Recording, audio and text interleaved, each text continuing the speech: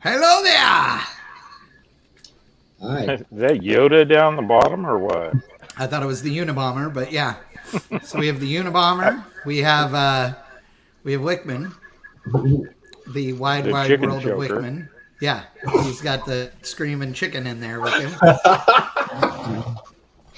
Somehow you convinced Jason this was a good idea. Here I am. I didn't say it was a good idea. I just said I convinced him. I'm already protesting because the deuce is not in the background. Yeah, see? Yeah, it is. It's right there. It's kind of there, Oh, way back there, yeah. but You know what's funny is you forget how little that car is until it's next to an actual car. or you try to sit in it. Yeah. Yeah. Well, there's that. Yeah. That'll get you too. Spend 600 miles in it. You'll figure out how small it is. Crosby, you gonna pick me up in that when come visit? I don't think I can fit your fat ass in it. Hey, I fit in it. Well, Barely. There's less of me now, but yeah, I'll come pick you up. it carries luggage well. I'm coming Yes, in it for the does. roaster show, so Yeah, I saw that. Yeah, we're all going to be in town at the same time for that. So since I'm up to date on everything, what are we talking about today? Yeah, You didn't read the link that I sent you? Not even a little bit. I was working all day. You guys think that See, none of you guys ever read the thing, and then you all ask me, so I should just never Sent me answer. the link. It You was- didn't send anything to me. I just saw. I what sent you the link. You sent me the link, but you didn't send me any topics. I just saw it on the post you just put up, you dick. No, that is the actual description for the live broadcast. It's that way every single time we do one of these. It says what we're going to talk about. The fact that you retards don't read it is not my problem. So this time I put stuff in it that apparently now you did, and I like it. Because in it is mentioned that McTaggart's tranny will be discussed. I want to protest I don't want to be called a retard anymore. I want to be a special person. Okay. Window You licker. are. You are a special person. Those guys. Start off talking about retards and trainees. I don't know where the hell this is going to go. Jason is like, Jesus, I need to go home now. I'll lead the retard class, so I'll be the teacher there. Okay, good. There you go. Oh, I love it. But Oh. yeah, I saw nothing in the message other than the link. So if there was something Yeah. else I was supposed to read, I'm that's on me. I'm a noob. No, It said you didn't. Christmas It wasn't your Eve fault. Hot Rod Power Tour West on the Yeah, post. I was there. I will admit, Power Tour West was there. Yeah. Poor Barnes wanting to know what we were going to talk about. He's not sure what the hell he just waded into now. Yeah, well, so if you go onto the Facebook post or the YouTube, either way, the description of the live broadcast, it will tell you. And so here, let me go look, and I'll read it to you exact, so I'm not, screwing up something. I just see the list. Okay, it says it's our final regularly scheduled Powershift before Christmas, and we're going to be talking about Power Tour West, our Christmas lists, and undoubtedly McTaggart's tranny. Wait, McTaggart is a tranny? I'm the worst looking tranny you've ever seen, pal. God, that would be true. Hey, we're from California. That is not necessarily true. Hold on. Dude. Okay. This is really funny right now, though, because apparently Crosby tonight is identifying as a middle-aged white woman. Because he's drinking the Claw right now. I just saw that. You are a 40-something-year-old white woman tonight. That's what you're identifying as. I'm all good with that. It's totally fine. It's totally fine. Oh my God, that's greatness. That's a foot away from my laptop. What happened to the Pacifico? I don't want to look like Wickman.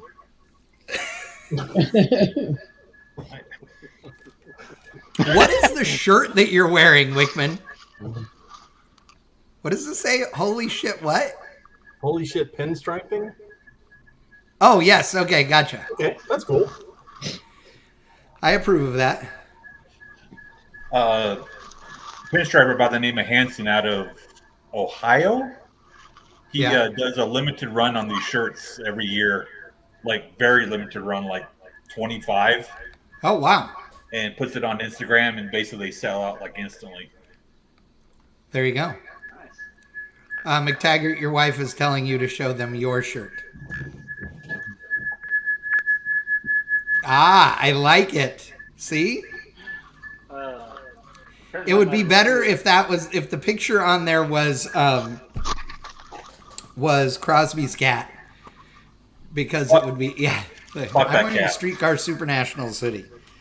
I have socks with her on them. That's true. You do. I forgot about that. Jay bought those for me. Yes.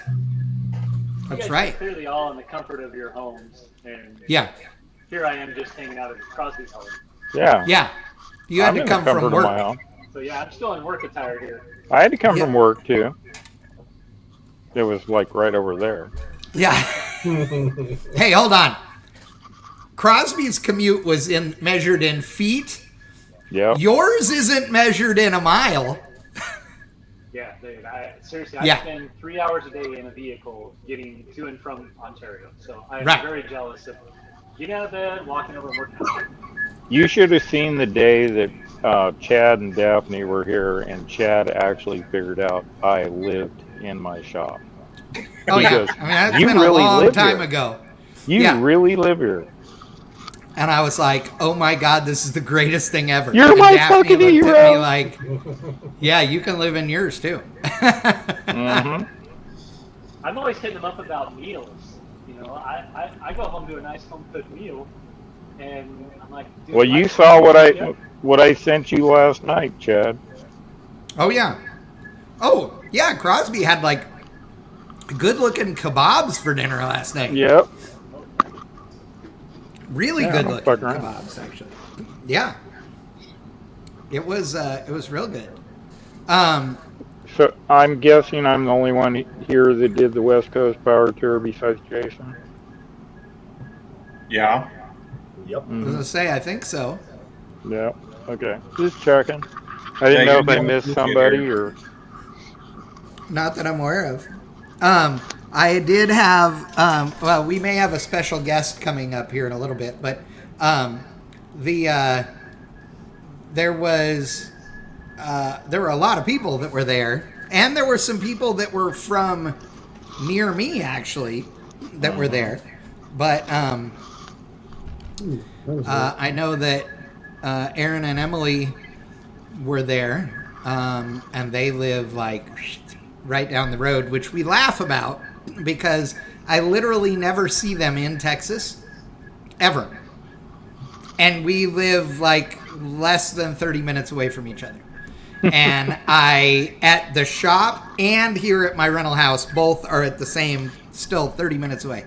I never ever see them in Texas, but, every once in a while, like C10 Nationals or something, but otherwise we see each other everywhere else. And every time we see each other, we're like, why do we not hang out ever? We, like, busy, like everybody Because else. you're never home at the same time, probably. Yeah, exactly. I didn't even realize that they were going to be on the tour until Sunday. My dad and I were walking around taking some pictures, looking for some PCI cars. Chad, did your laptop just fall? Something. I'm here. But she was driving, and he had cameras mounted on the dash, and she was parking. And it took me a minute to register because it's, again, like, I don't even know where they were from until you just said that. I knew it wasn't local. But yeah, I finally saw them on Sunday, but I didn't see them any other time throughout the tour. Yeah, they live outside of Dallas, not far, so yeah, I won't say where because I don't know that they. I think it's probably on their channels. I mean, I'm not going to give. Why their are they address, witness protection program or something? No, but I know that, like, There's weirdos dude, out there. Finnegan gets people show up showing at up at your his house. He's had to do some posts like, "Hey, dude, you know, my little kids are here. You can't, you know, like, please do not just show up at my house," kind of thing, you know. There's moved because of that from Minnesota down to Tennessee. Dylan McCool's had people just stroll into his shop. Right. Yeah, Our next guest that we just added, or that I'm about to add, this dude here, oh my God. If everybody knew where he lived, they would never, ever, ever stop going to see him. I introduce to you, ladies and gentlemen, the one and only Danny Pinard. What are you doing? Oh, shit. Can you hear us? Looks like he's staring off into space. Looks like he's froze. He might be. There we go. Nope. Oh, no, he's moving. Can you hear us, Danny? Yeah, I can hear you. Oh, there you go. We can hear you, too. You have a mic Hey, on. long time and no everything. see, Danny. You sound great. Yeah. A weekend in, or a Saturday at the autocross. Is Yeah. that the only day that you went? No, I went all three. Okay. I was gonna say, it was the only day that I think we hung out was at Powercross. What car did you bring, Danny? My daily. Your daily? You drove I the cheated. truck? I cheated, yeah. You didn't drive the Corvette or the Woody or any of the other things? No. Nope. I went as an observer. I just That's wanted good. to see Hang out. what they did, and yeah, hang out with the birds and at the autocross. I took the And 49 out on the Sunday to Pomona, but other than that, Oh, that's cool. So let me ask you, Danny, because you've done a bunch of power tours and, you know, everything else. So what do you think of the West Coast Power Tour? Was it bigger than you thought it would be, cooler than you thought it would be? What do you think? it was definitely smaller than I figured that they would probably get. You know, I saw Wally at Irwindale, and Irwindale was the smallest of the three. Right. Vegas got bigger. Pomona was the biggest day, and it was the longest line for the drag strip because obviously that's a great track to get to go down the drag strip. So, Right. you know, there were a lot of people, but I think that, you know, if they do it again next year, it'll be a lot bigger. There was a lot of excitement from people from out of state, which if you met, you know, you met a lot of different people from that came, you know, like 1,000 miles to be on this one. Which is kind of cool. Yeah. Yeah, a lot of people So that came out of the snow to enjoy some 70-degree weather. Right.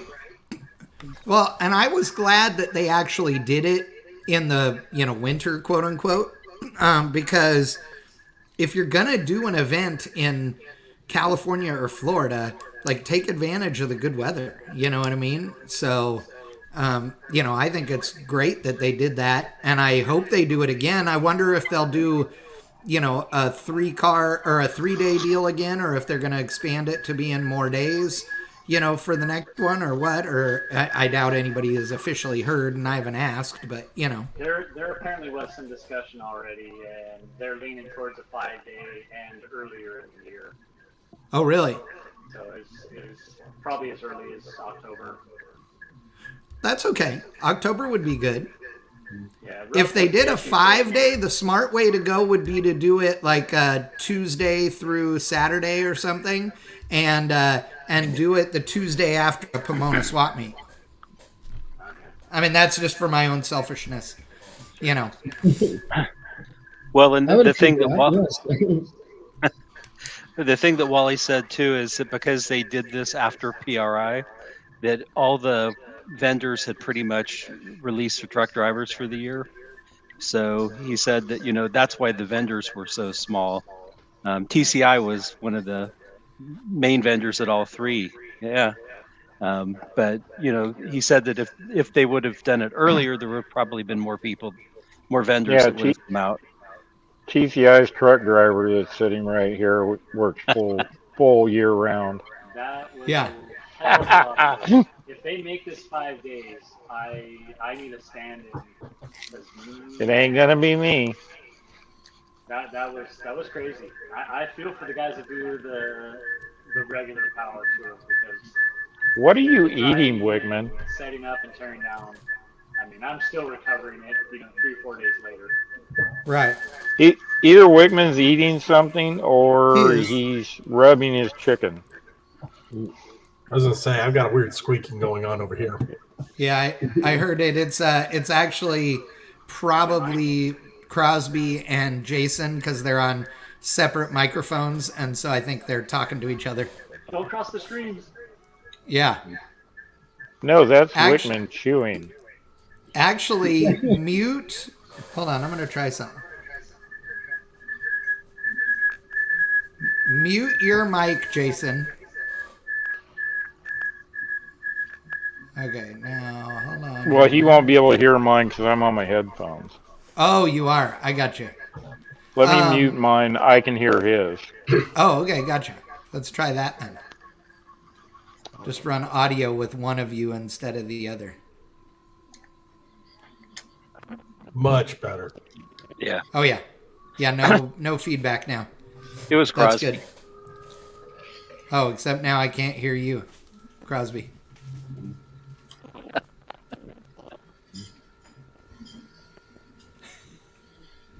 Because he's still muted, that's why. I know, but Turn yours down a little bit. there you go. How's that? Yeah, that works. Okay. So what did everybody take? I know Crosby, you took the race deuce. I know that Mark took his Camaro, and you guys had the truck there too. Yeah, Josh drove the Green 57.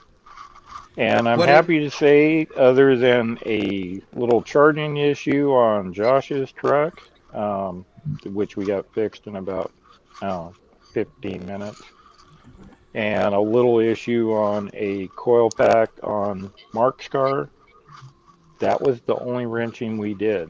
Everybody else, they took one car. I took 3. Yeah.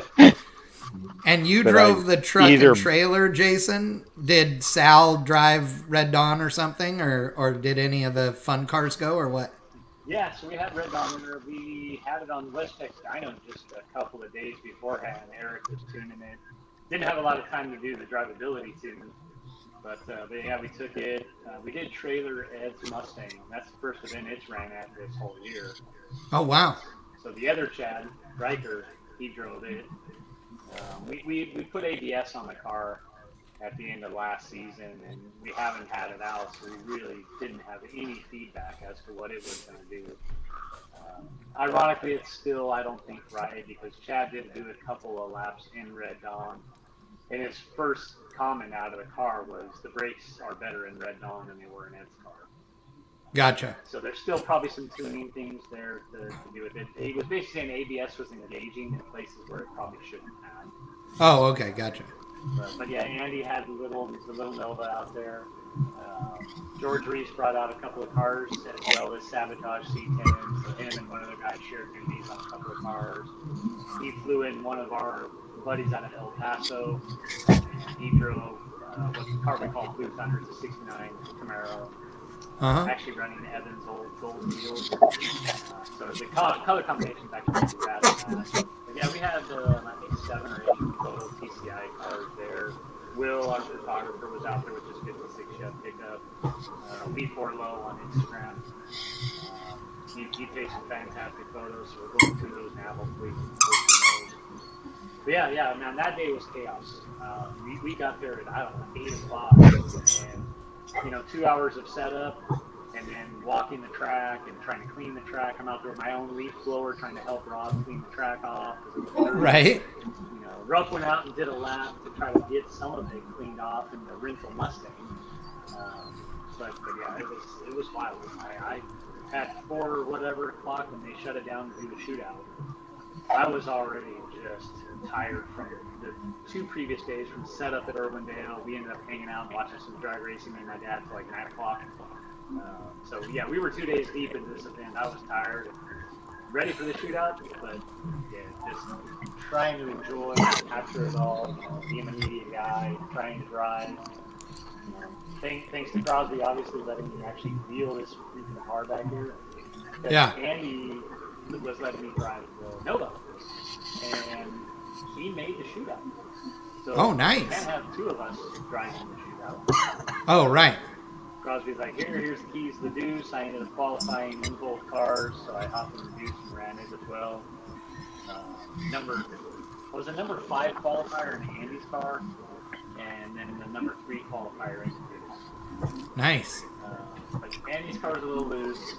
We didn't have a chance to put weight in it before I put laps on it. We did, and it definitely helped Andy. He picked up over a second just trying to settle the back of the car down. That thing is super powerful. It's under 3,000 pounds, and it makes every bit of 600 wheel horsepower with the carburetor. So instant throttle response. Even with that 350 gear, it'll annihilate the tires in second gear. That's awesome. Wigman, if you're just going to sit there and eat, mute your mic. That's all I can hear. I muted him. Wow. Wow, you have the most noise going on in the background, dude. When I mute you, there's all kinds of things that get quiet. Like there's humming and all kinds of shit going on in the background. Wow. It's like silent when McTaggart's muted. That's funny. So the question I have then, it sounds like it was a good power tour. Were there any cars on it that you guys had never seen before? Like things that were just like, oh my God, that's so rad. Like, or was it mostly the norm since it was the first event? So I ran into a few that I hadn't seen before, but the only day that I really had to walk around and look at everything was Friday. Yeah. I did a quick walk on Sunday, but it was late in the day. A lot of people had already left. But the good thing about it is the Facebook page that was talking about this, it allowed me to connect with a lot of these TCI equipped vehicles that were coming in from out of state that I hadn't seen before. So that was a huge bonus for me. But honestly, the really coolest thing was that damn Pacer. And the one that said "Party on" the license plate. I actually ran into that car and that guy at Harbor Freight. I hate to say Harbor Freight, but on Thursday, before we even went to Irwindale to set up, I needed a couple of cheesy jack stands to put a chassis on in the booth, and I saw the Pacer, and then he ended up being on the tour. But it was full-blown Bill and Ted, blue with the flames on it. Yeah. That's so awesome. I love that. There were a bunch of people that are the regulars, and like Tom is on, him and Val were there, I know, and they, it's funny, we're used to seeing them all over the country, like all the Midwestern states, but the truth of the matter is they're West Coasters, sort of. I mean, they're Arizona. So it's so funny though, because I saw them more in the Midwest and the East Coast than I ever saw them on the West Coast, even when I lived there. You know what I mean? Like, because they travel so much. So I'm sure that was kind of cool for them to not be that far from home, Yeah, for sure. Doug DeLay says he went and he said 30 states and 2 countries were represented. That's pretty cool. Yeah. The people going up and down the 15, going and coming back.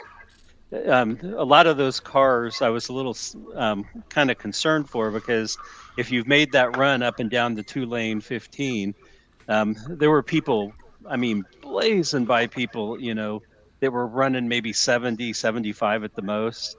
Right. Cars, how cars, Chad, go ripping around 85, 90 miles an hour in and out of the cars. And that was the only thing that, quite a few cars, I think, like, transmissions gave up, alternators gave up on those longer stretches of the drive, because that was a lot of freeway driving for a power tour that you don't normally, the ones back east are usually more 2 lanes as much as possible.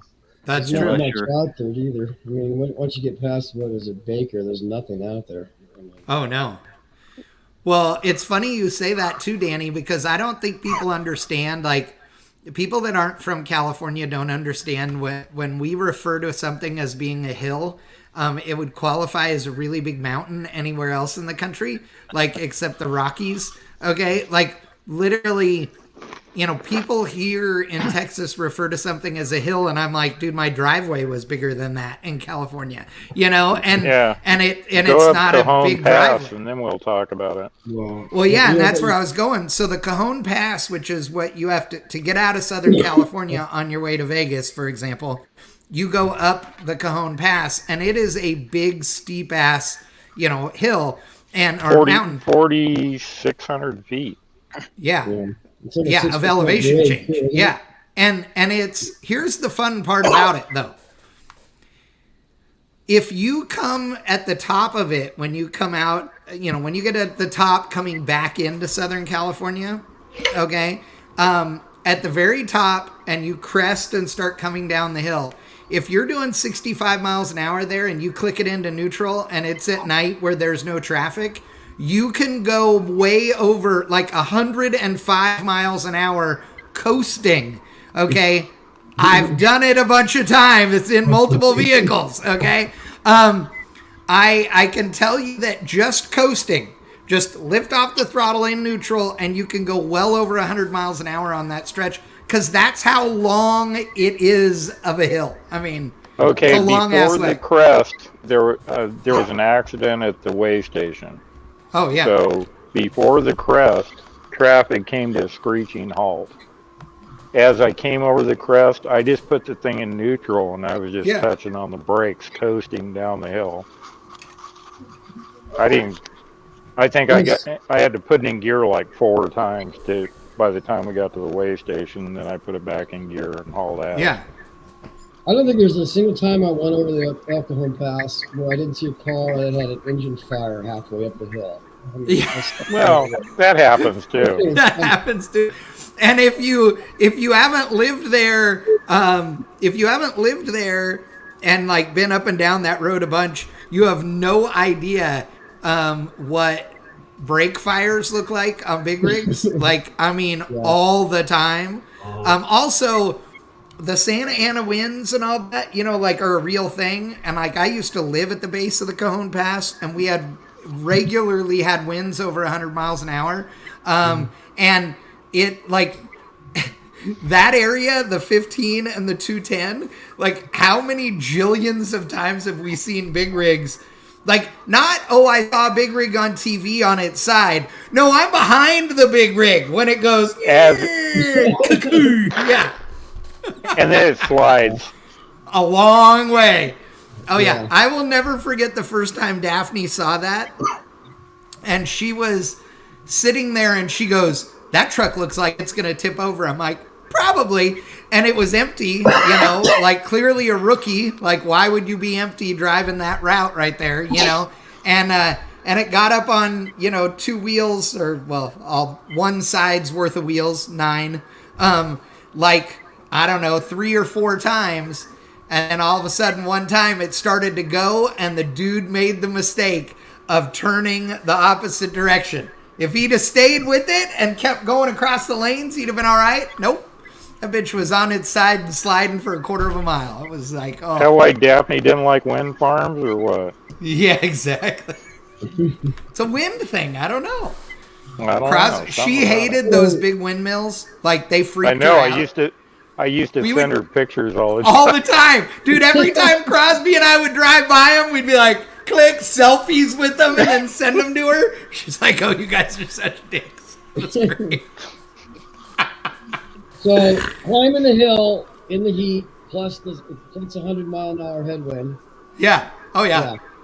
Yeah. No, generally it's from the side. Is it from the side? So it makes it even more fun. Yeah. Hey, here's the thing, though. Okay, so when you live somewhere with actual, you know, mountains, then it makes you laugh at a guy who lives in Kansas who thinks he has to have a Duramax or a Cummins that's turned up to the moon to haul a 32-foot enclosed trailer on flat ground. Yeah. You guys are idiots.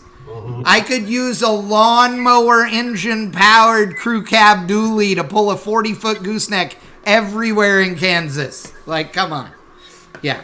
It always cracks me up. You're like, dude, seriously? There's some guy in Arkansas or something that has a old 4-wheel drive Chevy pickup that's got one of those twin-engine Predator motors on it. A twin-cylinder Predator motor, yes. With a boom on it that he goes and drags shit out of the freaking wherever they go. Yeah, it's got like 11,000 to 1 gear ratio or something. Yeah. It doesn't go very fast, but it goes. Yeah. Carrie in the house. Yes, Power Tour West was awesome. That's what we're talking about, Carrie. I'm glad you guys had fun. Tom says, as a Kansas boy, he'll still take the Duramax as his tow rig. Well, I'm not arguing, but, you know, seriously. You gotta get over those overpasses, you know. Yeah, right? It's so you can get to 100 miles an hour in less than 20 seconds, you know. I can't talk shit. I built a Nomad with a Duramax in it, so. Well, that's true. That is true. But not because it was your first choice. No, it wasn't. It was actually sitting in it when it showed up. So right, not very well. Well, no, yes, not well at all. If pine joints are good, yes. So if you guys were planning out Power Tour West numero dos, where would you say, would you go with the same 3 stops? Nope. And add a couple north. more? Where would you go? PCH north. Ooh. Mm-hmm. I, of course, being greedy, I want to stop at a facility that's going to allow some autocross. Yeah. But yes, going north of the coast would be the best tour. Oh, yeah. Yeah, but there's lots of places along the way that an autocross can be set up. But I think toggling back and forth between, I think Danny will agree with me on this one, between PCH and I-5 going north.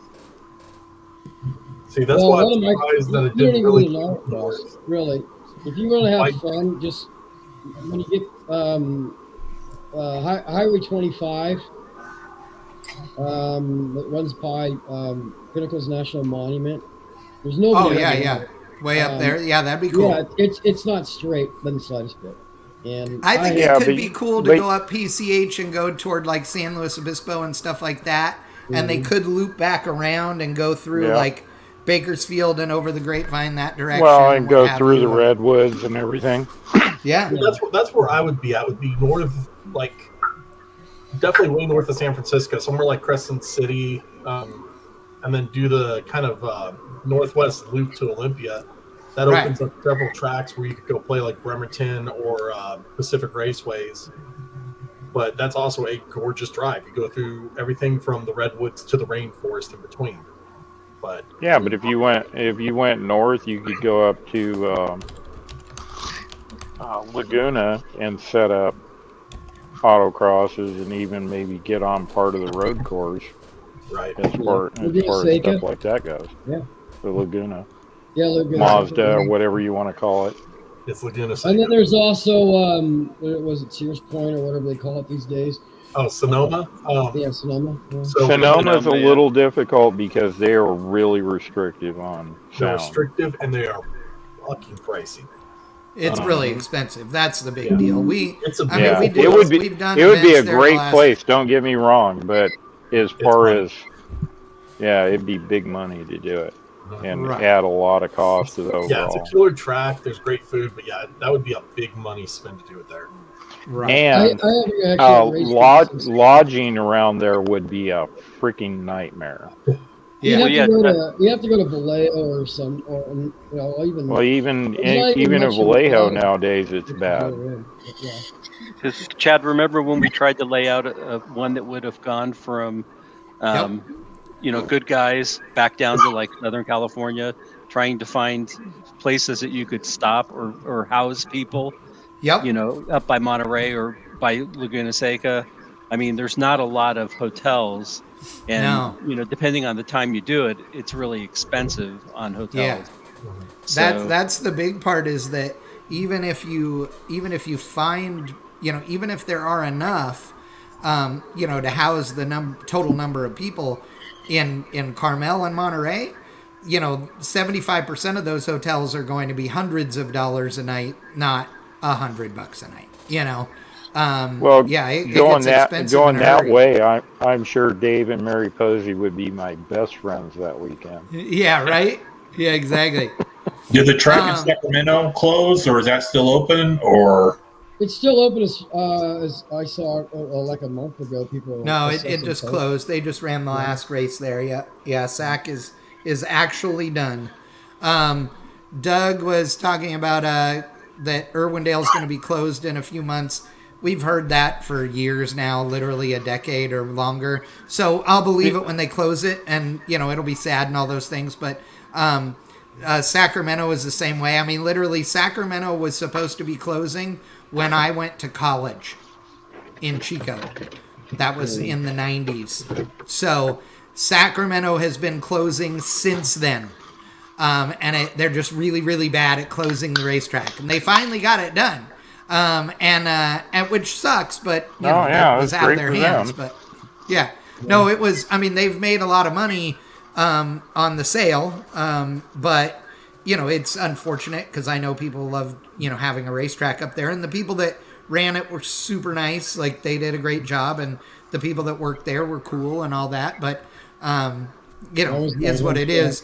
Now, Doug DeLay mentions a new track is going to be opening in Bakersfield. I don't know. Are you talking about the Kevin Harvick Circle Track? Because that's actually Kern County Raceway, and they just renaming it. Or is there something I don't know about up there? But yeah. Yeah, I haven't heard anything about that. Yeah.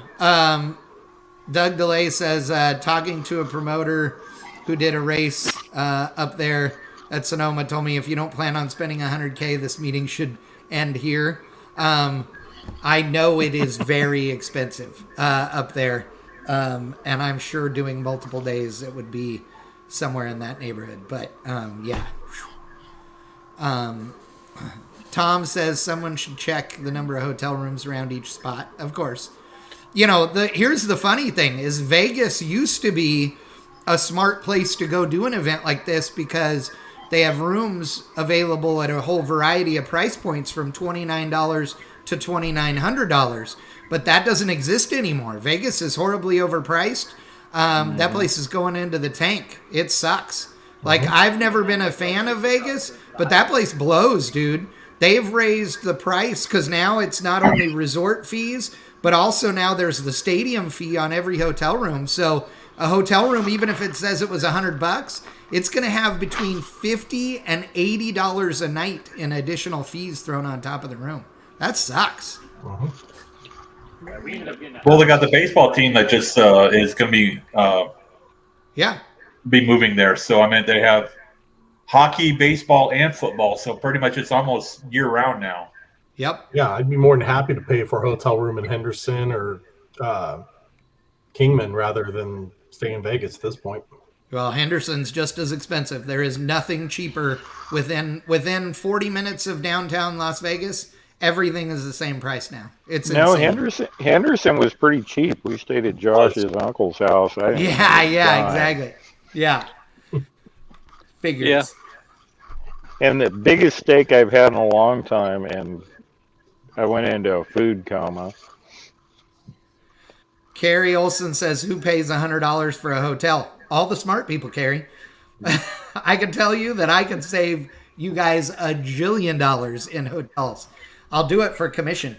Scott Malpass says 318,000 attended F1 in Vegas. They were expecting 500,000. And oh, by the way, you know that the price of tickets at F1 were literally in the hundreds of dollars a couple of days ahead of time because they weren't selling tickets at all. Well, it's not even on the schedule. This is my surprised face. I know. Yeah, it was a shit show. There's the race. Yeah. Americans don't like F1. Who the fuck could have thought that one? Well, and it isn't even just that. It's all the crooked stuff that happened. So, like, I know a guy who owns a crane company in Las Vegas, and his crane company was hired to put up a bunch of the truss work that, you know, is on Las Vegas Boulevard. Truss work that 75% of which he could have done with a scissor lift in a fraction of the amount of time, and they wouldn't let him. They required him to bring his cranes in. He had told me straight up, I made a lot of money. But he said it was really dumb because literally could have done it for about 20%. And he said, I know it's because that, you know, all the union stuff, all of the other crazy bullshit, you know, that, you know, expenditure that if they don't spend it, they're not going to get it again kind of thing. That's not a smart way to go. I know that everybody says Union's making our life better. Well, a lot of them do great, but, you know, Vegas is one of those places where it's still OG, and we all know if we go to SEMA how crooked it is. So, you know. No. Yeah, I said it. If they find me dead in the next few days, you know that it was the union that got me. Okay. We'll stop by the pillar at the stadium where they put you and lay roses. Yeah, exactly. That's exactly it. Well, at least I got Carrie my truck says back, right? a hostel. You're so cute, Carrie. I'm serious. I'll teach you how to save a lot of money. One room. Let's go. Yeah. I can get you rooms for free at one of your events for the entire year. At least. Okay, Doug DeLay says his room was $180 for the one night and $50 of that was the resort fee. Yeah. And the tax stuff on it, you know, for the stadium and all that is just crazy, you know. So. Well, I like the resort fee at the hotel I stayed at was $38.90, and the pool was closed. Right. For the season. So I'm like, what is exactly the fee that you're giving me? Because you're connected to a casino. That's it. Yeah. That's awesome. I love it. They charge you that because they can. Yeah. I missed Bart says they won't find me if I disappear, and Edward says they're just going to find a gray beard. Oh, that's awesome. Valerie says I'll skip the bed bugs. Dude, I stay in nicer places than you guys all usually do. The diviest hotel I stayed in this entire year is at UMI. And that was a Holiday Inn. And that's literally the worst hotel I've stayed in all year long. And it wasn't a bad hotel. It's just that it was the plain Jane little old hotel. And I'm fine with that, but yeah. I was going to say, I think I'm still the How much time do we actually spend in a hotel room when you think about it?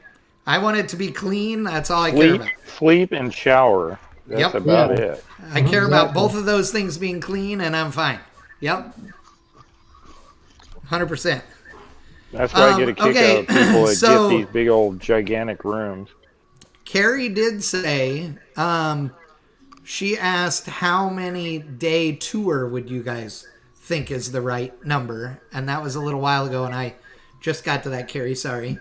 What do you guys think? You think 5 days is the smart way to go? Yep. Yeah, I think it just depends on how you're going to try to route, because if you try to go to some of the same venues, it's going to be a challenge. I saw Valerie say, come to Phoenix, and one way you could do it is start in Pomona, go to Vegas, loop around and go to Laughlin and find, do the biggest car show they've ever seen. Yep. Like the motorcycle shows used to do, and then move on to Phoenix somewhere. And then back. Yeah, 100%. That would be a great, that's an easy, smart route. Yep. If you really, if you wanted to do, so that'd be 1, 2, because people 3, would see 4. Hoover Dam, they would cut down. Just cut down that 93. You could go Flagstaff in there too. I mean, that would be cool. Flag Williams. I've been to the Hoover Dam a few times, and I've taken all the dam pictures there I want to. So you don't need more dam pictures. No, no more damn pictures. But I mean, that would be one route that would probably be easy enough to do. That also opens up the entirety of 89A. So you got everything from Flag down to Sonora. Right, but I think the thing you guys are all that. Yeah. I think the thing you guys are missing out of going north is that you would bring in a lot of people that would love to see the northern. And that I agree with. Oh, yeah. Northwestern side of California. Well, the Northwest period. United States. The Northwest gets left. Oh yeah, no, I agree. But what I'm Jimmy with you. I think says that the big draw would be the to be on the coast. Everybody's been to freaking Phoenix, and it's tan and gray. Right. No, but you have to have with a bunch of dirt and freeways and people that can't fucking drive. No, Danny's right though. The venues are the big deal, and what he's talking about, like he and I have worked on this a bunch. We put a lot of time into how we would do a West Coast event like this several years ago now, and it's tough because the routes are easy. It's the getting to a place where you can have even just a few hundred people, let alone a few thousand, But I don't know if there's, how many people were on this one? Do you know? I saw something like 1,300 registrants. Well, my number was 1674. Oh, okay, yeah, that's right. Is Wally said that they didn't have enough prep time to really promote it. And Wally was surprised that they got 30 people from different states. So I think if there was enough lead time, like they do with the regular Power Tour, and people knew about it, you would probably get probably at least double that amount. I didn't even know that that there was a West Coast Power Tour until I was at SEMA, and multiple people asked me to co-pilot for them on the West Coast Power Tour. And I literally at first thought it was like some little thing that they were just referring to as West Coast Power Tour, and then found out it was West Coast Power Tour.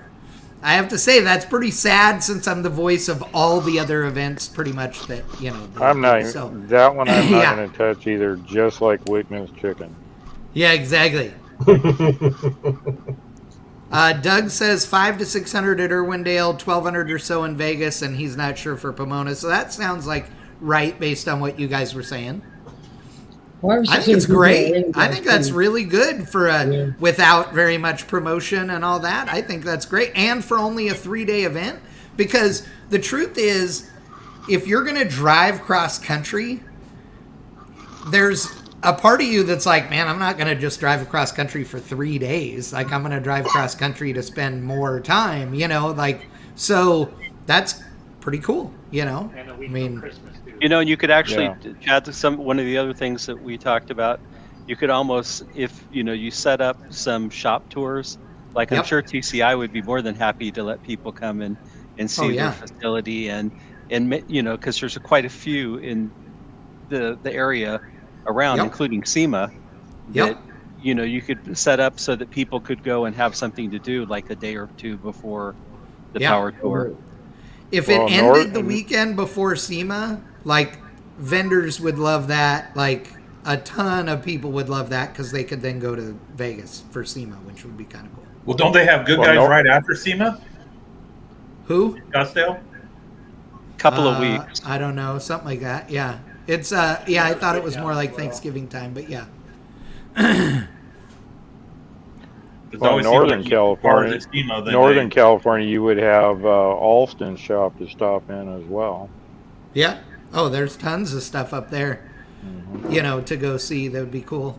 But I did see some guys parking up at Alston's shop. I mean, he's on a cul-de-sac, if I remember right. If he's still there. But it would be all right. It's in an industrial park. At Riverside, but but I did see some guys that stopped at Moon Eyes out there that were getting a tour, and there's IBOC and TMI and I don't know why, if you got it really big enough and vendors were coming and stuff, there's no reason you wouldn't have Moon Eyes there doing a big display and stuff too. Moon Eyes could be at Irwindale. They still do their Christmas party out there every year, right? Yeah. So that would be if you could drag them out there a second time in the year. Tom says to do start from Vegas right after SEMA. Dino's Get Down. That's right. Dino's is then. Susie says go to Brizio's, which Brizio's is badass, but it'd be hard for to do a tour with more than a few dozen people there. But it would be awesome, and they're great people. So Andy's amazing. Like, the whole family is great. So. But yeah, your idea, Chad, of like we talked about a long time ago, starting from a Pomona swap meet. Yep. So people could come in, hit that, because that's pretty legendary. And, the other thing that was fun at Pomona is now that In-N-Out is doing the food, they're out at every event that's at the drag strip, or seemingly doing, serving food. So you weren't stuck with like the food that was at Vegas, which was no good. Right. Yeah. No bueno. Yeah, that is the weak point at Vegas, is the food they have there at the racetrack is definitely mediocre at best. And incredibly overpriced, the food truck stuff that is there, which I don't know if it was there or not. But me and McTaggart have spent $11 jillion there to not eat much on a few occasions. So, yeah. Susie says that Brizio has a big open house every year. Oh, that's cool. Okay. So, yeah, then that could be cool. I think that these events that are, road trip style events, whether they're a drag and drive or they're a, just a cruise event like a power tour, there's, it's on the surface, it seems so easy because it's, so a bunch of people are going to go from point A to point B. You need to make sure there's a big enough parking lot there and they can hang out and everybody will want to be there. And there's so much more to it than that. And the whole getting a place with a big giant parking lot also seems like a really easy thing until you start contacting some of these places and the prices are insane. Or the other thing is that these venues, in order for them to make money, they can't just have something going on one day a week. So there's lots of times that your favorite stadium or whatever has a bunch of other things happening during the week that you just don't know because you're never there. You know what I mean? So it does make it tough. I mean, it's a lot more to it. Just simply funneling everybody in and out as well is a whole other issue. Oh, yeah. And see, this tour 100%. was smaller, so FM3 did a great job. You didn't I have to agree. wait anywhere. I mean, you were pretty much in and out, or you could get in without, too much waiting. Not like the regular power tour when, there's 6,000 cars or whatever trying to filter Right. into one place. But that It takes a little more time. That factors in the fact that it was a quickly put together show and it was a low population. What happens now that everybody's come back and said, yeah, that was kind of cool? What happens next year when that population starts swelling? Well, and see, that's where it's important on what the venues are, right? So Irwindale is not horrible to get into. They're used to having some bigger events there, like the Moon Eyes Christmas Party, but Pomona is easy. They're used to funneling, tens of thousands of people there, for the Pomona Swap Meet, for drag races, for all those things. The truth is there's 2 big main entrances and 3 others. So that's not horrible. Vegas the same way. Irwindale generally sucks to get in and out of anyway because you come in on the one side and you basically have to turn around and come back to get in the gate. Well, just a couple of cops directing traffic and solve most of the problems in Irwindale. Not if you have any more than we have this time. It wouldn't. It would be. Because Moon Eyes, when they have the Christmas party there, it is a shit show to get in and out of that place. But and everybody literally Exiting starts showing up there at 5 a.m. Yeah. Entering is a pain in the ass. Right. Yeah, getting out is easy. The side of the street coming in, and then you got to make a U-turn, or you have to make a U-turn and come back. Yeah. Because if they brought everybody in the gate as it came off the freeway, you would be down the 605 or up the 605 coming into the place. Yeah, the only way to not do the U-turn is if you go on whatever that north-south street is that is where you are doing the U-turn. Like if you come in from that way, but you're driving through town the whole way. Like it's not. Yeah, but there's no real gate over there, so you have to go past to come back. Oh, that's true. That's true. You still are. Well, so, here's the other thing, though, is if there were, let's say, 1,300 people at it this time, there's no way, if they didn't do anything else, just with the good publicity they've had this time, it'll be double that. Like, it would have to. Because there were a ton of people talking about this. Like, it was very, very popular on social media and everything for the last 5 years. Chad, all of us have been to Sonoma. You could imagine if you had 6,000 people going into Sonoma. Yeah. It would be a freaking nightmare. Yep. Well, they're good at it too because they hold big events there, so there are more entrances now than there used to be, but it still wouldn't be it wouldn't be easy. There's no doubt. It would be a lineup because of the way the gates work there, Sonoma is really cool. But I think there are other places in the Bay Area that would be more fun or other places along, PCH. The thing about California and Washington and Oregon that people, on the right side of the country, and by right, I don't mean correct. I just mean like over there.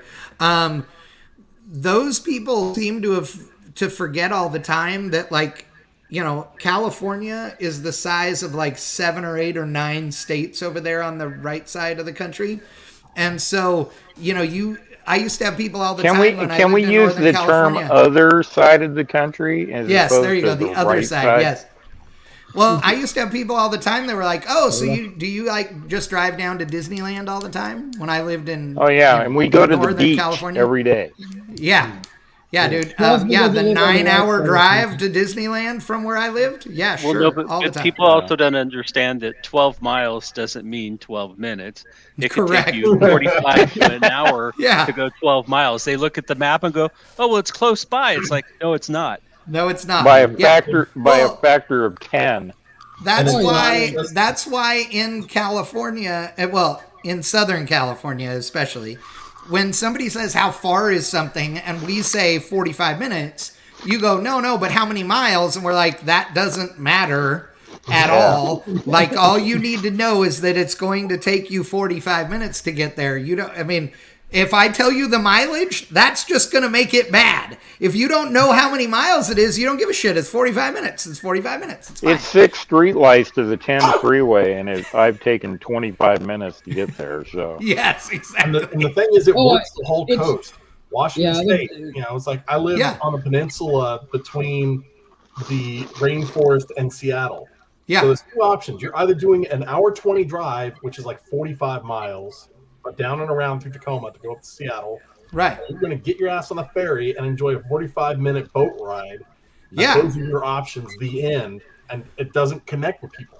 Right. Well, and so here's the thing about that, though. So the reality is, if you planned this out, like if you did West Coast Power Tour, you could do, I'm just going to generically say 5 years. If you started in San Diego, okay, and worked your way north, and then wherever you ended it, like let's say that was Pismo, okay, just making a place up, then the next year you could start from there, okay, and go 4 stops or whatever it is, right? And you could work your way all the way to the Canadian border, and it would take you 5 years to do that. Like, legitimately, you know what I mean? Because it's a long ass way. So California is. Are we taking a wagon train or what? All of it. Smart ass. What'd you say, Danny? Well, California is, the tall going from north or from south to north is almost as bad as going, from east to west across Texas. You're in it forever. Forever, exactly. I spent a week one day driving across Texas. Yes, exactly. I've spent a week one morning. Yeah. You realize it when you're going, when I went to Portland for Optima, it's like, Jesus, we're never going to get out of California. Right. Exactly. Oh, yeah. Now, the first time I drove to Daytona, I was never so happy to see Louisiana in my life. That's awesome. Oh, my move from Fort Hood, Texas to Fort Lewis, Washington was a mother. Because we drove through California to get there, and that was the dumbest decision we ever made. Well, I drove across the 80, across the Donner Pass in the 48-foot Ride-Tech trailer. 31,500 pounds in December. So, yeah, we'll talk about drives. Well, if we want to talk, fun drives in the winter, we can do an ice-covered Missouri and a 78 Chrysler. That's puckering. You got the weight advantage, I'll give you that. But Missouri... the weight advantage does you no good when you're going downhill, and it makes it 10 nothing works. So, okay, I just looked up how far is it north to south California, and how far is it across Texas at its widest point? It's 829 miles like or that. something Yeah, like that plus. across Texas. It says 773 on the thing I just looked at. So, yeah. Well, my odometer lied then. Yeah, somewhere in that neighborhood. It says, because if you take the 10, you follow the bottom route, and it's over 800. Yeah. Oh, I got you. Down. Yeah, I got you. Yeah. Well. Oh, so that route may be. Yes, you're right. Yeah, well, according to what I'm looking at here, says because that it doesn't go straight across. There is no straight across freaking route in Texas unless you're on the 40 for what 120 You take the 1604 around San Antonio. It'd be 20 the whole way, but yeah. So is the way it's showing, but it says here that California has 840 miles of coastline. But if you drive it from south to north or vice versa, the longest, like from the tip to the tip is 1,040 miles. So yeah, it is way further, regardless of how you measure it, up and down California than it is across Texas. If you want to go to Mexico, you just save the rest of it going down to San Diego and everything, and just stop in Ontario, and you got it covered. No. Mexico rules. Saves you a whole lot of mileage. Yeah, whatever. So I here's the reason it feels like it's forever going across Texas. That's because when you get 10 miles east of El Paso, okay, It just sucks the brain cells out of you. and until you get 5 miles west of Fort Worth, there isn't a single grain of sand or a molecule in existence that deserves to exist. If you melted everything out of the middle of that section of Texas and put a space-time continuum, like leap there, nobody would ever complain. Everybody would thank you. Because, like, Midland and Odessa but if you is bent horrible. that one side closer to the other, that would bring the East Coast closer to the West Coast. Oh, no, I don't want that. Yeah, that's true. No. Yeah, that's true. That's true. I don't want to ruin things like that. Yeah. I mean, if we're going full Albert Einstein on this thing, we're bending the space-time continuum. Continuum. Yes, I just exactly. want to point out there's way too many mentions of Donner Pass this close to winter. Just Why? putting that out there. Donner Pass is great. Dude, Yeah, I have yeah. pictures of me and my buddies. I have pictures of me and my buddies sitting on the Donner Pass sign in like the 90s. And literally I was sitting with my legs across the thing and all my buddies holding on to my leg acting like they were eating the thing. I was about to for say the Donner picture. You gotta have it. with a salt shaker. Yes. You did it wrong. And if you live in California and you, as a kid, like as a teenager, if you were a group of 8, and you didn't go into a restaurant and they asked for the name of your group and you didn't give them the Donner, you didn't say Donner. The Donner Party. Yeah, because I mean that's I have heard that at a restaurant. I mean, 1,000 times in my life. Donner party of 8, please. Donner party of 8. Your table is ready. Like, and everybody, we all did that shit forever and laughed our asses off about it. Right now, I love the Donner Pass from exactly where I'm sitting right now. Yeah, Save exactly. your history, kids. You can have a lot of fun with it. Oh yeah, God. The Well, I have got to- like 600 inches of snow last year, so yeah. I have to put in a plug. This was my first ever trip with the TKX from Silversport, and I have to say I'm very impressed.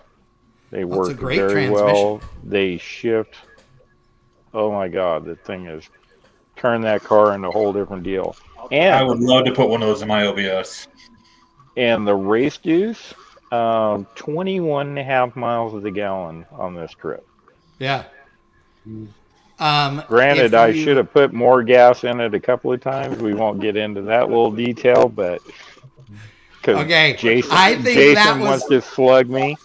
I think that the fuel system issue, meaning No, this- that's just me. That's yeah, just me. This was the fuel system issue. Yeah, that's just me.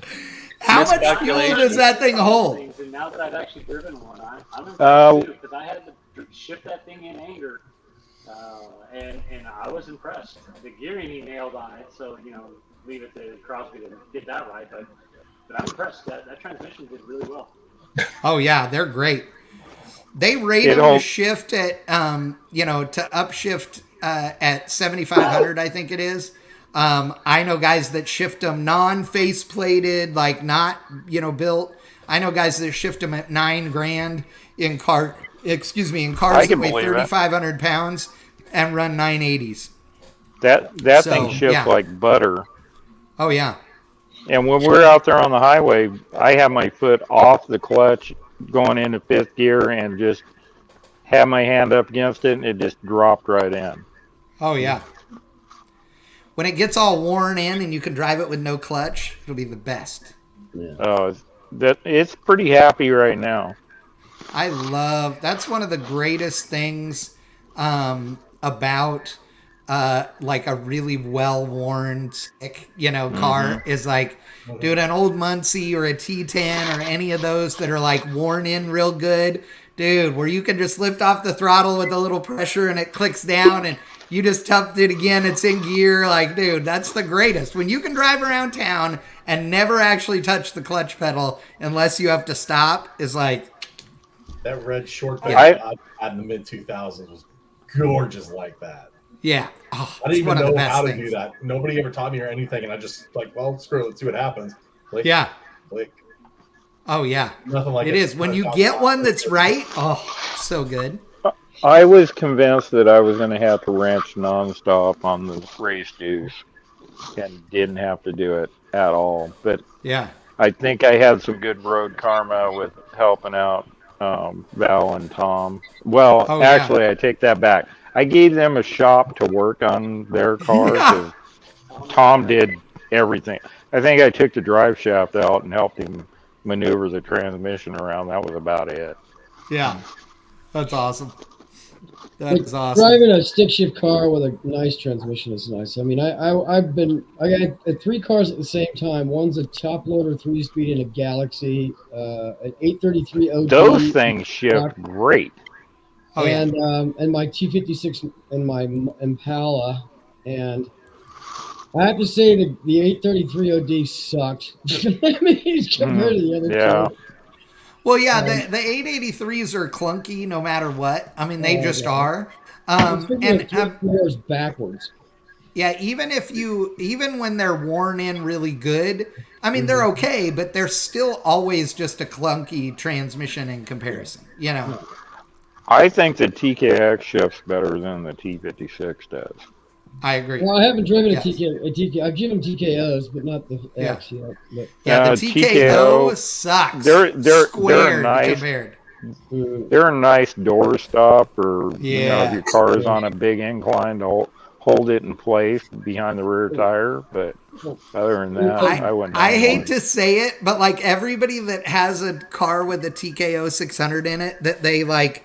You know, built and it was like, oh, I got a TKO 600 and it's awesome and it's this and that. And then now if they go to sell their car, like if I was looking at the listing, I'd be like, oh, it's got a TKO in it. Like I would rather if the thing had a T5 or a 700 or a Muncie or a T10 or anything in it compared to the TKO because that's how much better the TKX is. Oh, I've owned 10 T5s myself. Yeah. And I love those things. I would not have a TKO on a bet. Yeah. That one that was in McGregor's truck was freaking horrible. It was junk. I did a TKX conversion on a 67 Vet at work, so I did get to drive that, but I didn't get to drive it really in anger. So Right. Yeah.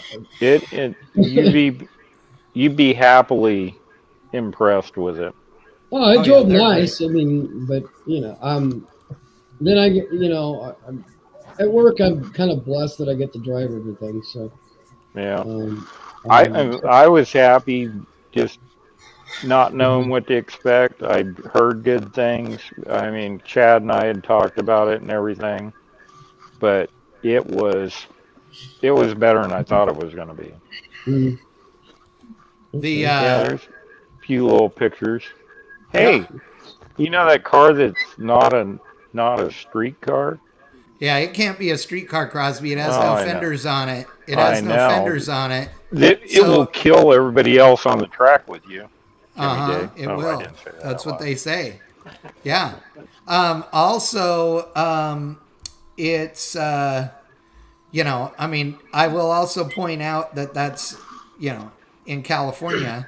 Okay, with no fenders, it's okay. Like, unless you live in Australia, where they do make you have bicycle fenders, which I understand. They do a lot of things there. You know that you can't if you wanted to build a mini truck in Australia and do a step notch and all that, unless it has to go through engineering. Yeah, it has to go through engineering. So you either have to buy parts that are already put together and come with the engineering stamp, and then you have to put them in the way that the instructions say, and then they inspect it, and if it is in that way, then it's okay. Or you have to get engineered Imagine drawings. If that happened in California or Texas on 90% of the vehicles. Oh my it would be God. Red Yeah. flag. Come on. Yeah, that would be just no way. Yeah, it would suck. But yeah, not a street car. The Race Deuce is not a street car. It's No, not at all. Nope, they won't let it. It can't be on the racetrack either, though. No, it With can't be. street car, I'm so confused, Crosby. Street cars. So the street car can't be in the thing except on the street part, but it can't go on the racetrack because it's the race car? I'm confused. Yeah, so am I. Uh-huh. If you ever wanted a clear vision in the chat's head, you just got it, folks. Yeah, dude. Let me tell you. If you guys knew the story behind this car and the amount of shit that has gone down over the years, holy crap. My recommendation to anybody that's deciding they're going to build a car for a particular series is to not do that. And definitely don't talk to the people that are involved in that particular series. Yeah. Don't ever because it won't talk do you to them a ahead damn of bit of time. You good. should beg for forgiveness later. Like, don't ask for permission because they'll lie to you and tell you have it. And then and the other good news, pull it out. I don't know if you know this or not, Tanya know. got back in the car for the first time. I saw that. Spun it out the first lap. Well, and you were in the car with her, managed weren't you, Jason? Jason was. Yeah. And how was she doing? I know you were giving her some instruction. Yeah, first lap, they did get there a little bit late, so they missed out a couple sessions. But first lap was a little wild, cold tires. She may have spun the car twice. But lap 2, calm her down a little bit. He really did it doing that too. But just basically told her to be more cautious at corner entry because that's what makes this car a little bit easy. Just get it hauled down, get it controlled, and when you're mid-corner, you can power down now. The torque arm works so well mid-corner and corner exit that you just have to rethink how you do it.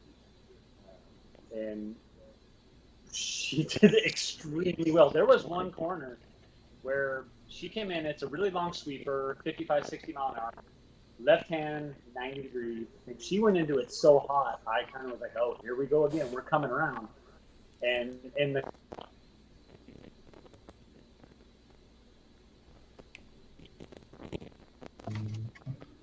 And the microphone just left. I know, I'm sorry, I lost you, I think. Hold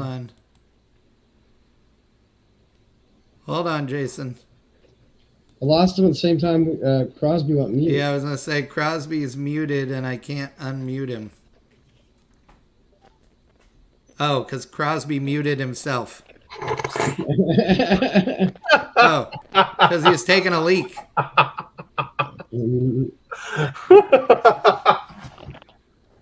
Or getting a drink, one of the two. There we go. Recycling. There we go. Oh. Okay. Can we hear you now? No, Nope. Crosby's still muted. Muted. Yeah, Crosby's still muted. I can't hear you either, Jason. Nope. Crosby, unmute yourself.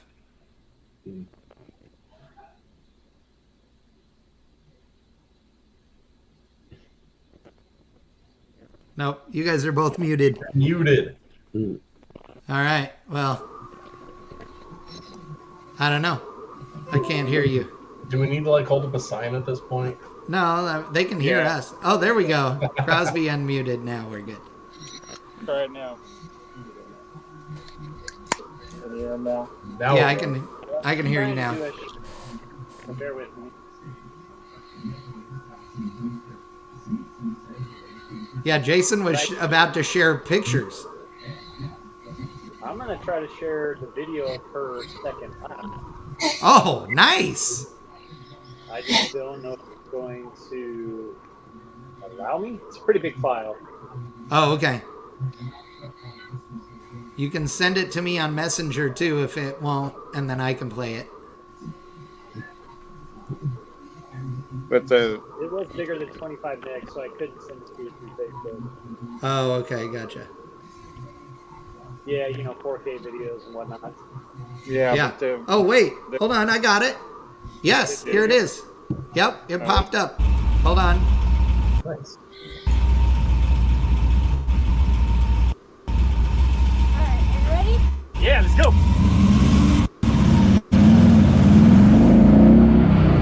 Alright, there we go. Brakes. Get down, haul down right here. Little bit of throttle.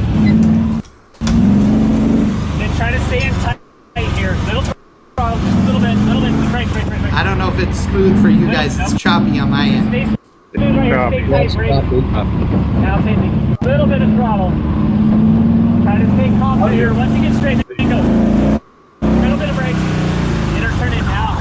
Alright, there you go. Good correction. Big braking zone. Careful, that can come around real quick right there. Try to get it all down before turning in.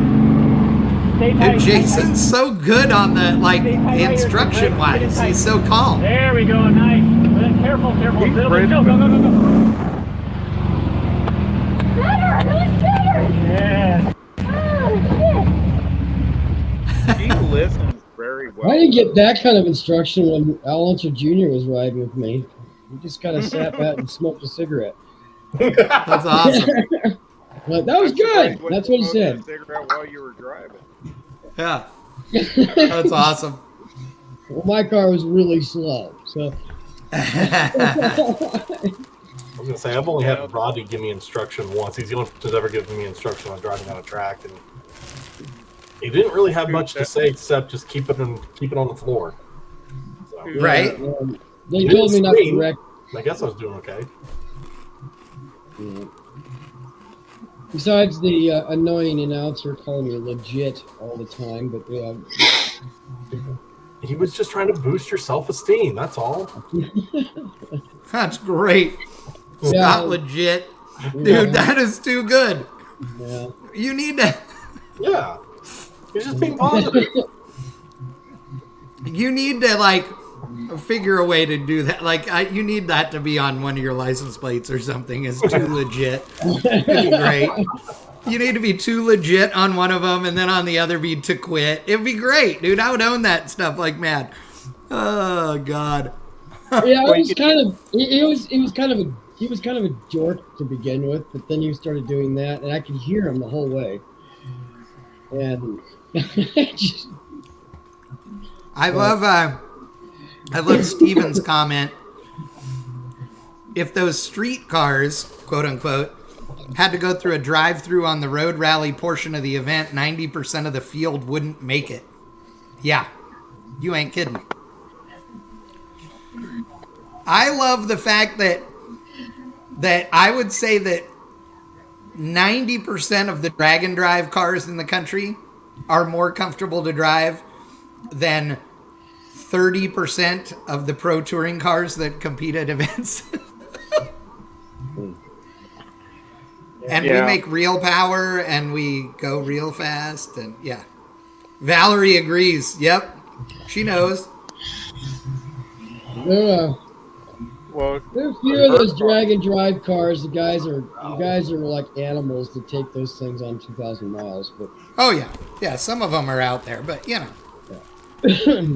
Tom says only 30%. Yeah, that's a good point. Yes, that is true. He was being nice. Yeah, I was being thoughtful. How's that? Yes, I like when I rent a car and go on an autocross and Chad's announcing and lets everybody know that I'm in a rental car. So,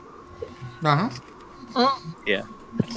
He's just calling. Hey, because you know me, I've raced a lot of rental cars too. So you know. I was going to say, he usually follows that up with "Watch this," right? People are out there. Hey, what company is it from? Shut up. Yeah, not telling you that. Yeah.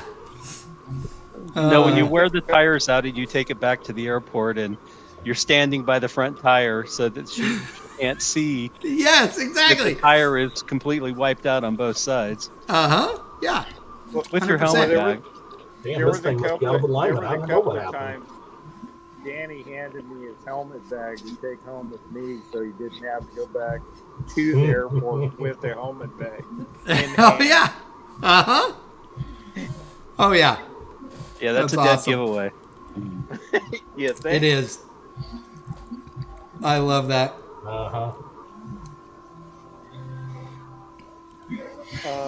Yeah. We were talking about, hold on, before we go into other stuff, because I forgot. We did tease everybody at the beginning of the show and say that we were going to let McTaggart talk about his tranny. And we started talking about the TKX, and he never said anything, but he has put the third pedal in his charger. It's not connected to anything yet, but he is putting a TKX in the wrong year charger. So that's going to be pretty cool. Yet is the key word. You know, having 3 pedals is not the same as having 3 pedals connected. That's true. Yes. No Krishna says that rental cars are made for jumping railroad tracks, and he's right, because I may or may not have done that a bunch of times, and I may or may not have hurt a rental car real bad doing that one time. Real bad. We may have figured out one time that if you take the Econo Star or whatever it is, Ford van, and if you try to neutral drop it, it won't do anything. But if you throw it in reverse while it's still rolling, it'll go to 6,500. And Evan's eyeballs will get this big when you reach over and grab the shifter from the passenger seat. No. I know that those rental vans don't do well at Fort Irwin when you go off-roading. So like the very first weekend that Wickham ever went anywhere with us, meaning me and Loans, I'm driving, and I believe we were in a Nissan Versa. Oh, yeah, we were in a Nissan Versa, weren't we? And we're going to Beach Bend, and we are on the back road, like out of town, and we're getting ready to turn where there's a Y, okay? And at one of the entrances, and I'm, talking away, imagine that, doing probably 55 miles an hour. And I don't slow down at all to make the turn. And Wickman's in the rear seat, and Loans grabs all the e-brake, and the thing goes sideways, right? And I never lift, never stop talking, nothing, just steer. And Loans lets back off the brake. And I look in the rearview mirror, and Wickman is on the headliner. like a cat. Like, what the actual... He's also sucking up to the seat, but he wasn't going to tell Oh, dude, it was so funny. I mean, we were dying of laughter. And he's like, what in the hell is wrong with you guys? And I'm like, this doesn't even make the list. So it was the next year of Little Faith. It was the next year or the following year. It was Dustin, Loans, and myself at the Hot Rod reunion. Yes. And we had a Volkswagen Passat. Oh, I was there. Yeah. Were you there? I remember that one. And the first day we get out. Day one. Like, we had the car in an hour, 2 hours the most. Yeah. I go to get out of the car. I slam the door on the car. The door wouldn't open for the rest of the weekend. Inside or outside, I literally broke the door on the car. And they forced me to go in and out of the window because I broke the door. So I had to boy it. But by the time we got it back to the rental car company, the driver's door was the only one that would open from both inside and outside. So so we returned it, and I'm like, this piece of shit, the doors don't work, and all that. Like, oh, we're so sorry. Oh, Mr. Reynolds, here, we'll give you a free rental. Like, the first year I worked for Bang Shift, the first event was Hot Rod Reunion. That was 14. I always wondered why Charles had zero problems getting into my Imperial for that entire weekend. And forgot all these stories. And the after's like, oh yeah, no, the Imperial is, at this point, a $600 pile of shit that barely runs, but it's comfortable, it's quiet. I'm not going to throw the thing into reverse while we're doing 70. We're good. Oh, dude, I've done a lot of dumb shit to rental cars. There was also another year, I don't remember what it was, but it was, you dropped it in like first gear and had it on the rev limiter all the way from the hotel to yes, the year you just that was one year that it was also a Nissan Versa. We found out that the Nissan Versa would, if you put it into gear and you did it in the right order, like if you went down into a gear, it would stay in that gear no matter what and bounce off the limiter. So the entire weekend,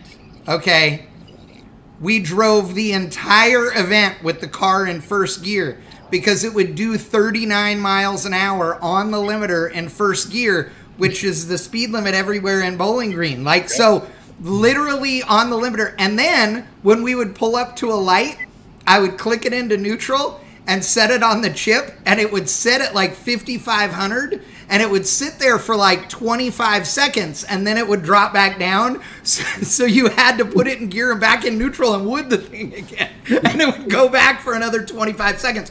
We did the entire weekend.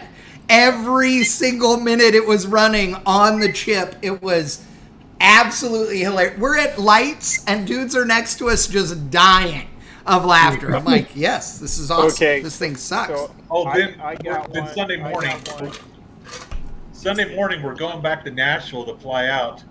We're in like drive going down the freeway, and I'm like, my God, it's so quiet in this car. I've been that abusive to a foreign car since I was in high school, and my dad saddled me with a 7700 horse. Oh, yeah. 83 horsepower and a 2-speed semi-automatic. That's when I learned about those handbrakes, how much fun it can be. Oh, yeah. I may or may not have turned several rear tires into squares using that handbrake, but... yeah. What were you going to say, Crosby? You know Wink Eller, right? Oh, yeah. Okay, you've seen that little green roadster he's got? No, but... He's got a little 34. It's got I think it's a 383-inch small block with the manually shifted 700 behind it. Oh, okay. His daughter picked up the car in Orange County, and he was flying his little Cessna back to Corona, and she was going to meet him at the airport. So she hops in the car and drives it from Orange County to Corona, and it would only go 70 miles an hour, she said. It was at 7,000 the whole way. Oh yeah, you can imagine the shit show inside that motor. Nobody told her to shift it. Did I just lose Chad's mic? Yeah, I think so. Sorry, that was me. I turned it up. Dude, Dude, that is amazing. Holy crap. She made it there. How long did she drive it at $7,000? From like down by the Orange County, like down by what's run right off the 57 or whatever it is, to Corona Airport. Wow. It's 7,000 RPM. Hey, dude, cup cars did it all the time. It's fine. So we know Wink Eller can build Cash motors, crank. but I never thought he was that fantastic at it. But That's hilarious. She goes, "Did God. I hurt it?" He goes, "Baby, you killed it." And he laughs about it. Right. Well, what's he going to do? He goes, "Well, that particular dial is not the speedometer, by the way." Why does this one say 70.00? No, that's $7,000. Yeah. Oh my God, that's awesome. Your car's That so is loud awesome. on the freeway. Yeah. All right, gang. I'm gonna say we start wrapping this thing up. We've been on an hour and a half. Anything else in particular anybody wants to bring up this episode? We have well, everybody, let's roll through whatever else you want to say, and let's go through and tell everybody our Christmas plans, what we're doing, what we're hoping Santa brings us. Wickman, you want to start off? I had a nice chat yesterday with Rick Guerrero of Rick Spinks, and we made some plans for 2024. I know I've touched on a couple things with Chad over the phone on conversations, but making that thing not like to do truck and into a short bed or what? No. 8-foot bed life. 8-foot bed life. 8 foot. Oh yeah, so, yeah. So is that like a I don't know what to do with my hands moment? Well, Up a couple fingers. He's got to have something long in his life. Yeah. Wow. But we've got the ball rolling. The truck is at the shop. He picked it up this past weekend from his dad. It was still on the trailer. Okay, officially that was Wickman's wife laughing at there has to be something long. Oh, it was Haley. Oh, okay. I thought it was Amanda. I thought that is even better. Okay, gotcha. Sorry. That's too funny. I made her night. Sorry, Wickman. I mean, how rude of us. For the laugh, Wickman's not going to do it. But yeah, joke the next time he sees me. He's gonna kill us all in our sleep. I got the 5.3 that I'm gonna be building for it as well. Nice. But yeah, with the plans I have with Rick, probably it'll be done by the spring, but hopefully at some shows in the summer and fall. Nice. I know Rick has got some plans. I'm not going to talk about those without his consent, but there are a number of trucks I'll say that will be going to Dino's. Nice. So that'll be cool. Plan is also take my truck to the C10 Nationals in Salt Lake City. And if it's done, maybe I'll just drop it off with Chad, and he can take it to C10 Nationals in Fort Worth. Nice. That'd be cool. Then next year. When is the one in Salt Lake City? What was that? When is C10 Nationals in Salt Lake? I want to say September. Oh, okay. Gotcha.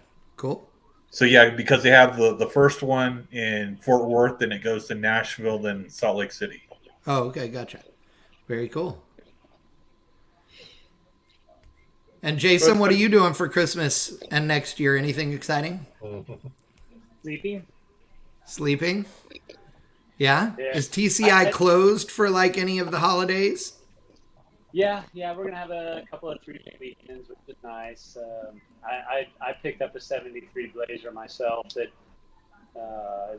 will be my family truckster / autocross beast.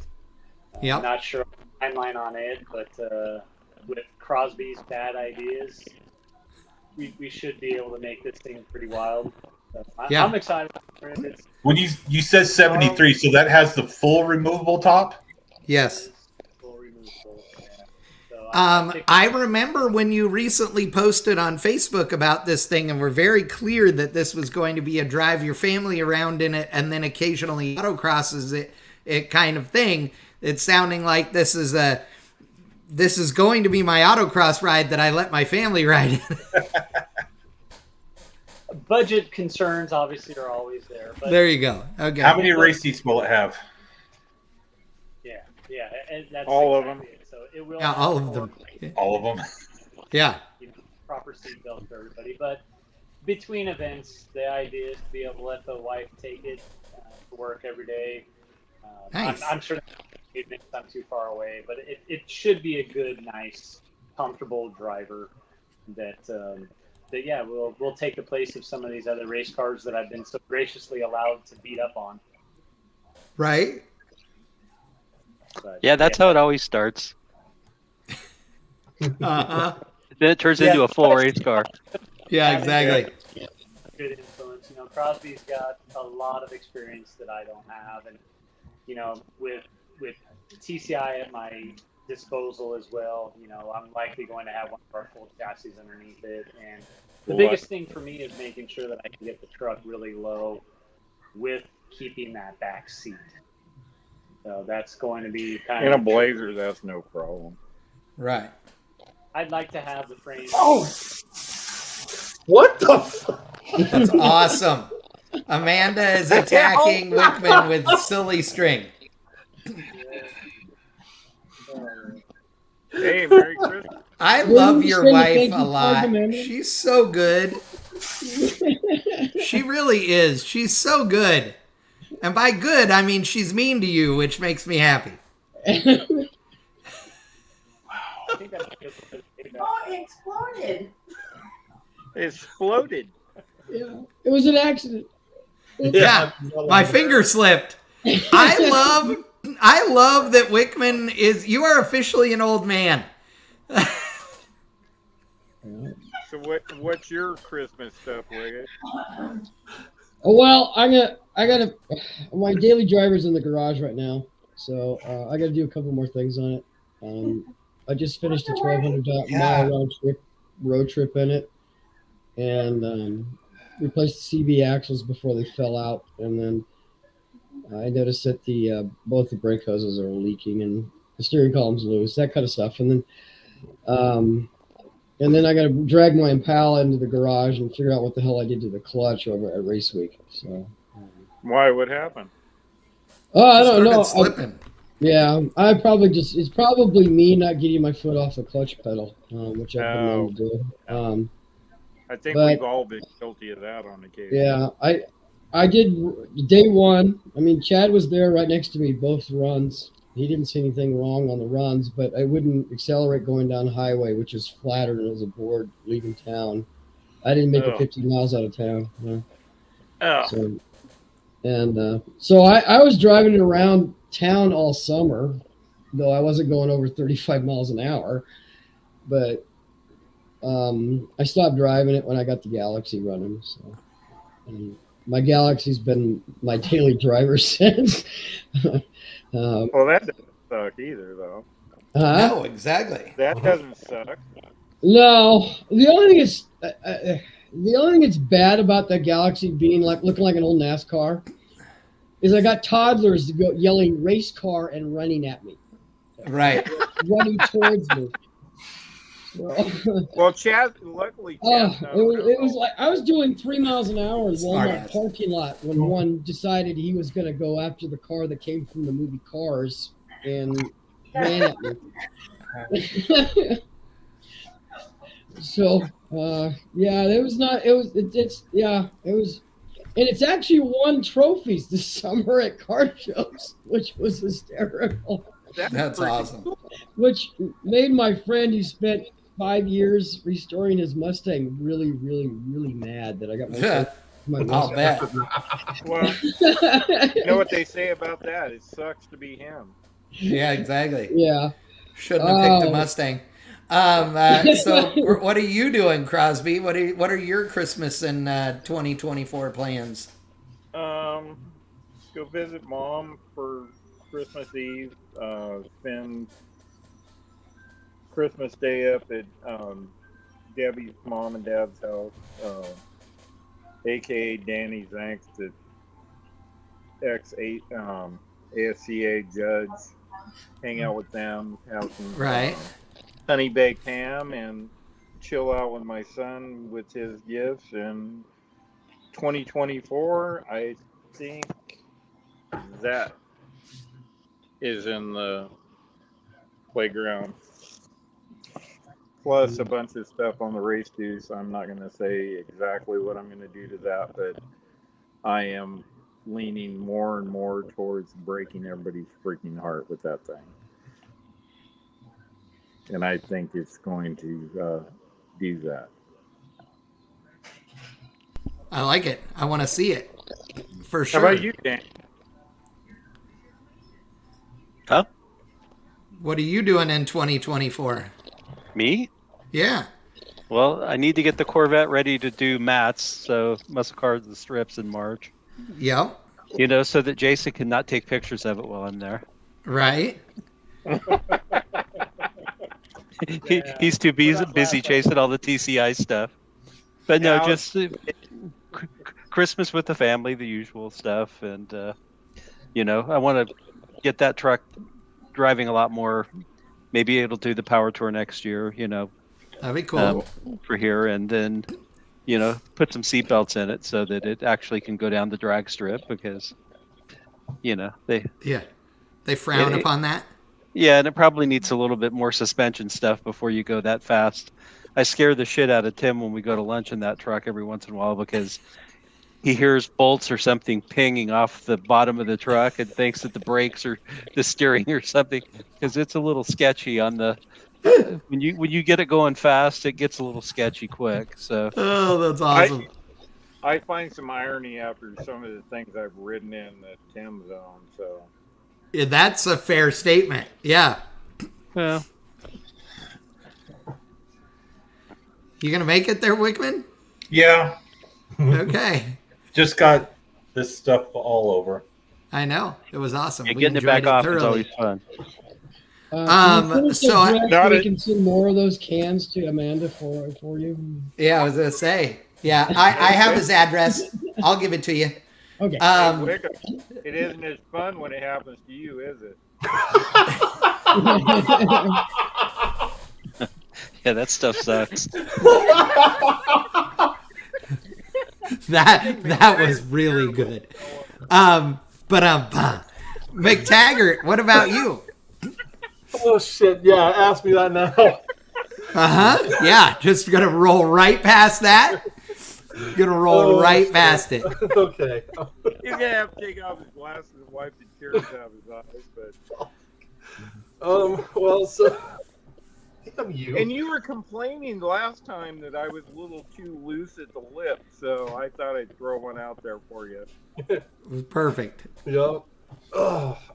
So get my shit together. So yeah, we got the pedals in the car. Those bolted in real well.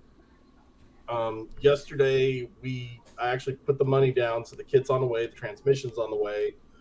I've got to figure out where I'm actually going to do all this work because I don't have a lift and I don't have enough equipment to do a lot of what I need to be done. That's something I got to handle. But the Charger is going to get a TKX. Yeah. I would just make wheel blocks, dude. All you need is a couple of 2x4s. Just make yourself some platforms for under the wheels. You can get that thing in the... I don't have the height. Yeah, you only need to get it up in the air 2.5 or 3 feet. Yeah. Chad, you know me. It needs to go up a little bit more than 2 feet. I doubt very highly you're going to have to do any modifications other than where the shifter goes. The shifter for sure, and that's an obvious one. I'm prepared for that. Yeah. I am suspecting there may be a little bit around the torsion bar cross member. That's one thing. I've been asking around with a couple people who have done this swap. Yeah, you're right. There's a possibility, but it's not going to be a very dramatic thing. Yeah, I don't think it'll be as bad as you think it is. No, I don't think it's going to be bad either, but this is... Because the packaging on the TKX is very close to... would be like a Hemi 4-speed or a Muncie. They're very close in size. That and with the shifter deal that they've got on those things, it's not going to be the offset one, and I'm trying to see if I can rear mount it close to where it's closer to the seat than it would normally be. I don't think I'm going to have that many issues. It's the biggest issue I'm actually looking at is driveline, and that's the one. That's does it have a vent seat in it? No, it's got buckets with what's the Chrysler would call a buddy seat. So basically like an armrest console thing. That could stay or go, but basically you're going to take the pod off and turn it opposite of the way it comes, and it will shift the shifter forward.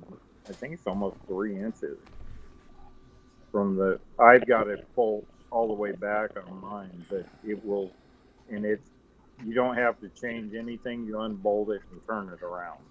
Right. But right now it's just a matter of getting the car up in the air, getting the 727 out. I do need to see if I have to do any work with the crankshaft for the pilot bushing. That's the only thing I have no idea on. It 360. Yeah. It's one way or the other. So I'll cross that bridge when we get to it. Well, if you're doing that, just do just get a bronze pilot bushing. Don't do the roller bearing in it. Just do a bronze bushing. Yeah. Yeah, the American Powertrain does a bunch of Mopar kits already. He's not. None of that's an issue. They're the ones that he's doing everything with. They got it all figured out. There's no. Now that the pedals fit, the rest of this is all a cakewalk. Yeah. You know, Well, getting a drive shaft made is just getting a drive shaft made. You got to do that for any. It doesn't have anything to do with it. It's almost being a Mopar or a Chevrolet or a Ford. It just is what it is. You know. Aside from that, basically, this year, obviously, I do my usual rounds here around the Bowling Green, deal with the Holly things. Yes, Tom, I know I've got jack stands. It's my fat ass that's the problem. Hey, honesty is sucked. No big deal. You can do it.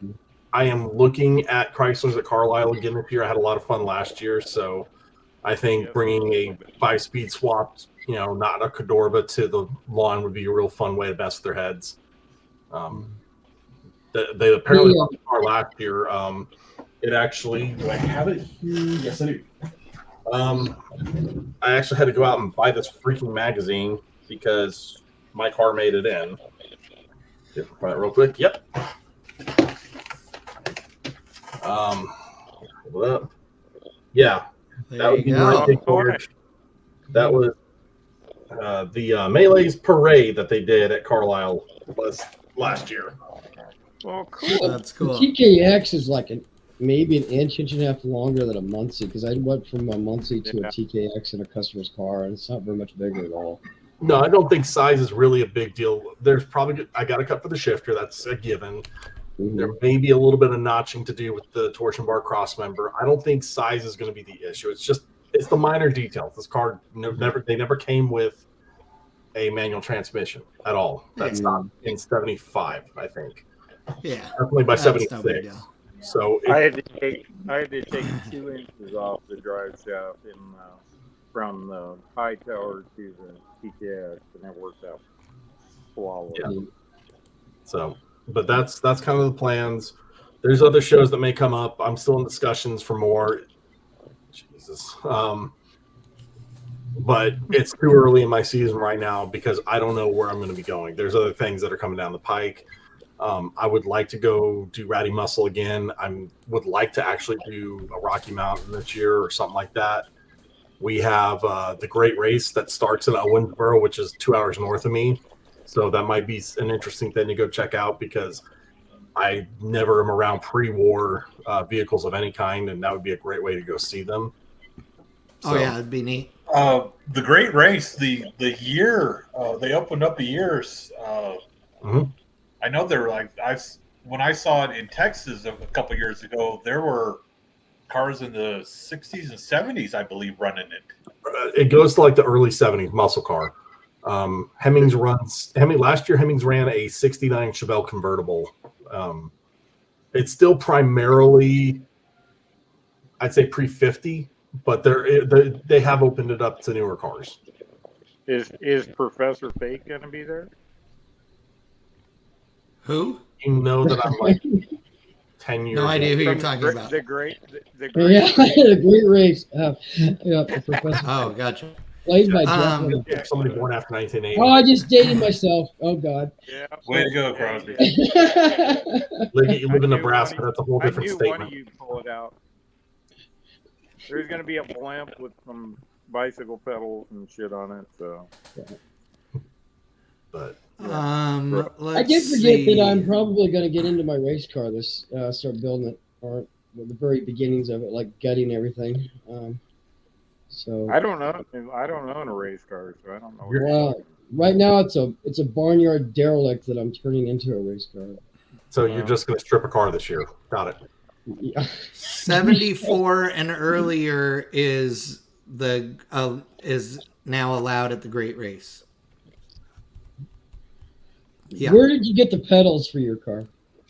So what happened is American Powertrain's working on an e-body setup and I purchased a 7174 B body setup from Classic Industries. And I can't tell you what parts we used exactly. The pedal is a Malwood. The hydraulics is going to be a Malwood setup.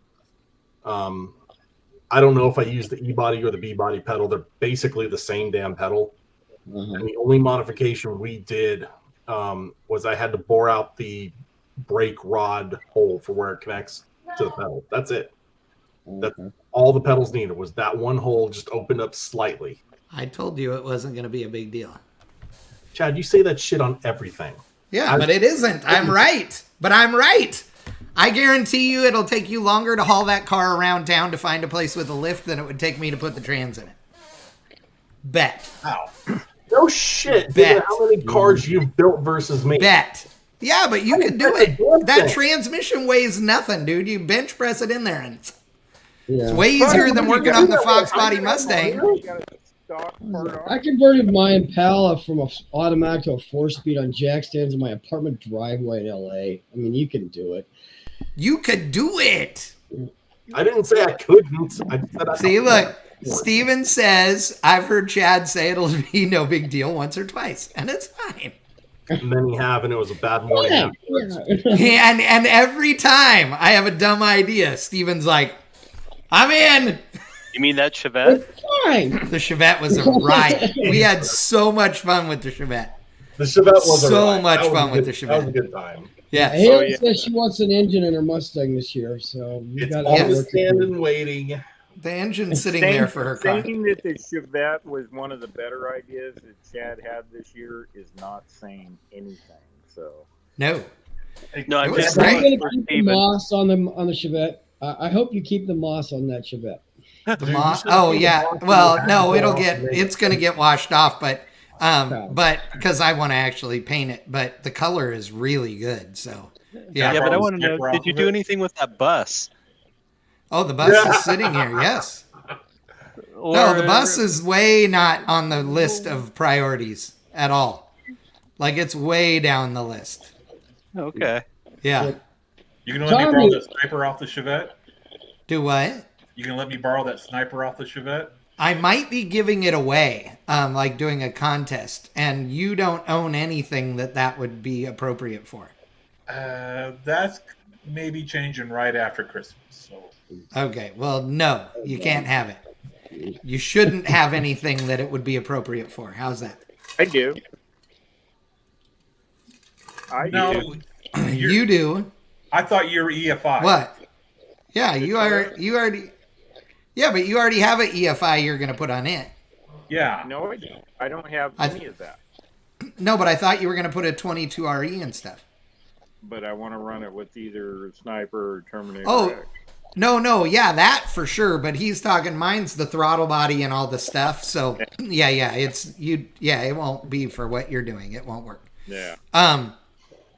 Because you need clearance. You need it to stay under the hood and everything. Well, give it to Whitman. This one sticks straight up, really tall. So his chair can roll over it as he rolls back. Yes. Exactly. Yeah, thank you. All right, I gotta go. I have stuff to do. McTaggart's still snickering at all my comments. So. Yes, exactly. I still think the greatest one was the silly string with Wickman is still. I'm just glad McTaggart wasn't in I want to kill the world mood this week. So that's true. I'm on vacation. I'm good. Well, yeah. The last time, I don't know if you remember, but you were a little grumpy. Look at this. So Steven says the Chevette is like it's got a high ram on it. It does. I will say that little sniper works like a champ. Yep. If the rest of the engine was willing to have stayed with it, it would have been awesome. It tried like hell. You got to give it credit. Oh, I did. Yes, exactly. Oh, God. Pornographic with his chicken out. Yeah. It's blue, man. How hard you can hold it? Yeah, I was going to say, dude, how long you been choking that thing? He's turned blue already. Yeah. Jesus Christ. Yep. See, Steven and I have the same sayings all the time. It worked great right up until it didn't. Yep. It's like Otis. I always say to Otis is like, I'm a good dog, except when I'm a bad dog. Why is, hey, McTaggart, why is that chicken blue? Oh, no, you're answering that one, pal. Because he's choking it. The saddest little squeak when he's just kind of Yeah.